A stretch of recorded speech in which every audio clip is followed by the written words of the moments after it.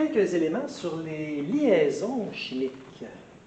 Donc, on a principalement liaisons ioniques, covalentes et métalliques.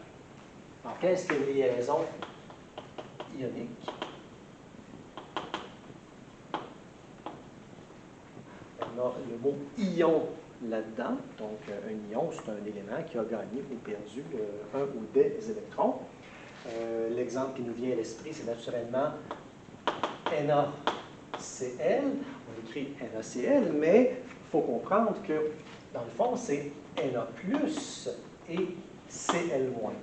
Donc, un cristal de NaCl, c'est un empilement très régulier d'ions Na+, et Cl-.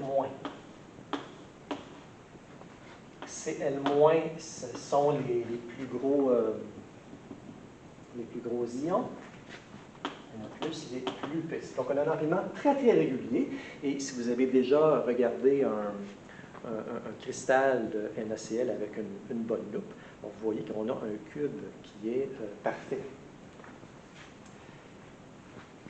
Vous avez ici un transfert d'électrons. Donc, le Na a perdu un électron. Donc, le sodium, c'est très réactif. C'est un donneur d'électrons. Et le chlore, c'est un accepteur d'électrons. Il s'est accaparé l'électron de Na. Alors, voilà pour la liaison ionique. Donc, ça fait...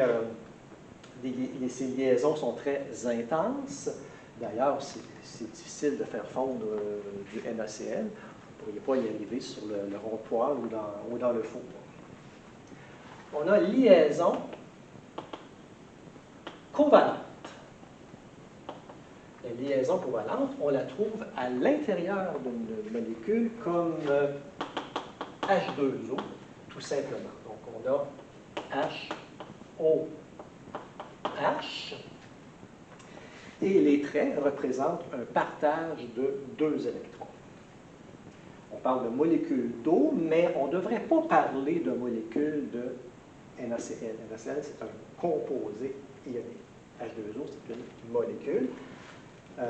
On appelle ça aussi composé covalent parce qu'on a des liaisons covalentes. Alors ici, ce qui assure la cohésion de la molécule, c'est le partage d'électrons. Bon, le mot-clé, c'est partage d'électrons. Ici, on a transfert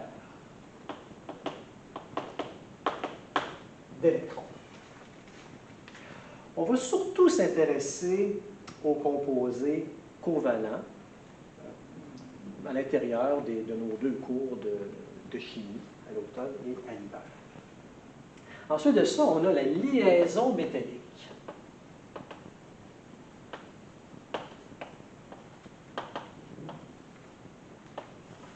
On la retrouve bien sûr dans les métaux. Alors, quand vous avez un fil de cuivre, une barre de fer, Fe, vous avez une liaison métallique, c'est celle-là qui assure la cohésion entre les atomes du métal. Je ne rentrerai pas dans les détails techniques. Donc, mettons que vous avez je ne sais pas moi, un fil de cuivre, donc vous avez un agencement très régulier d'atomes de cuivre. Donc, Cu, Cu, Cu partout. Vous vous rappelez que dans un atome, il y a des électrons de cœur et des électrons de valence. Les électrons de valence, ce sont eux qui sont à la périphérie de l'atome. Et ces électrons-là, en fait, ils sont partagés par l'ensemble des atomes de cuivre. On appelle ça un réseau.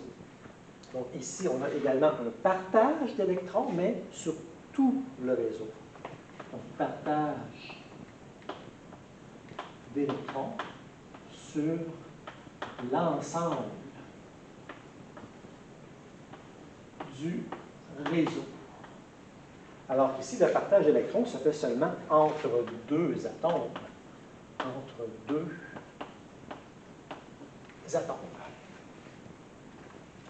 C'est pour ça que les métaux sont conducteurs d'électricité. C'est parce que les électrons de valence peuvent circuler d'un atome à l'autre.